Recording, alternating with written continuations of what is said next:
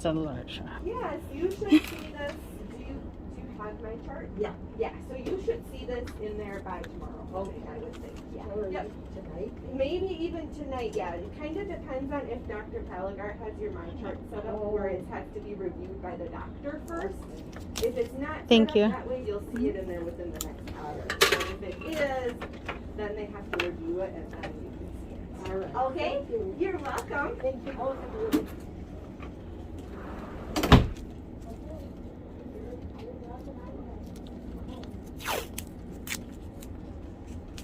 Perfect. Let's go. We're gonna go to the Asian market. So after that, we're gonna go to the Asian market. Looks like that's where she go for her checkup over there sometimes. It's a nice day out still. I thought it's really cold, but it's not. But it's windy, a little cool, of course.